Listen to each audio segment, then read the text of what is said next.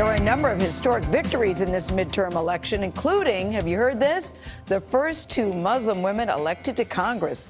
Democrat Rashida Tlaib, we did a story on her, won a seat in Michigan's 13th district. Congrats to her. And Democrat Ilhan Omar triumphed in Minnesota's 5th district with 78% of the vote. Go you. Omar will be the first Somali American and the first woman of color from Minnesota in the House of Representatives. She joins us now from Minneapolis for her very first interview as Representative-elect Ilhan Omar. Shall we say Congresswoman Omar? How do you like the sound of that?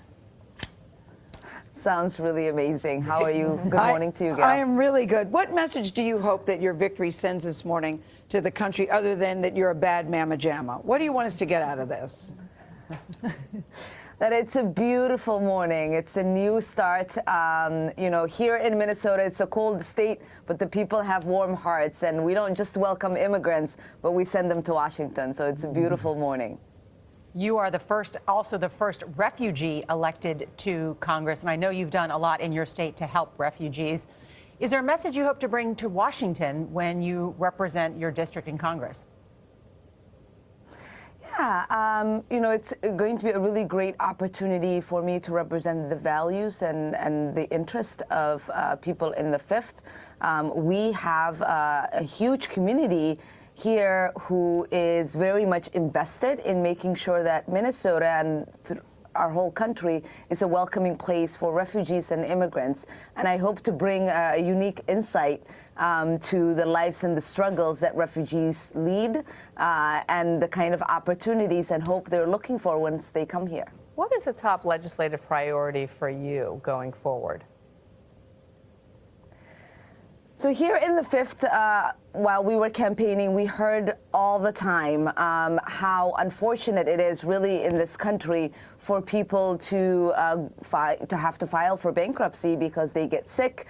We hear all the time from students who are struggling with the shackles of student debt. And we are hearing from working families across our district who are feeling burdened by the fact that this economy isn't fully working for them and our politics and policies are centering them.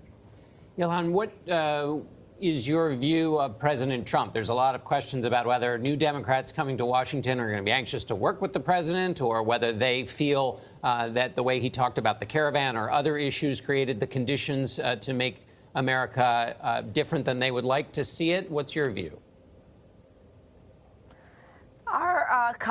Our founding fathers really created the Constitution so that we have different branches of government that are designed to be a check on themselves.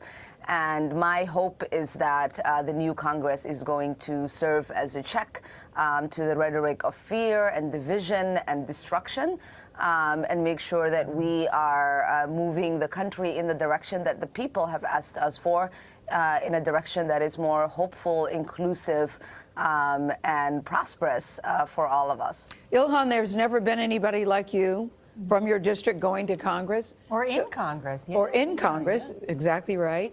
So I'm curious, what made you think you could do it, and what made you want to do it? So when I was coming to this country, I heard about its promises, and it wasn't long before I arrived that I noticed that a lot of America's promise wasn't extended to everyone. And as I would complain to my grandfather, he would say, every progress this country ever achieved came about because people were willing to do something to make that progress happen. And so I knew early on that if I wanted a different kind of neighborhood, a different kind of city and a state and a country, I had to be part of doing that. And in this time, in our nation's history, I couldn't sit on the sidelines and not be part of a group of people who were insisting on a set of values that got us closer to the America we know we can have and the America we know we deserve. Well, your message resonated. 78% of the vote. That's pretty good. Congrats. Well, and Congresswoman-elect Omar, thank you so much for being with us, and welcome from the sidelines on to the field. Yes.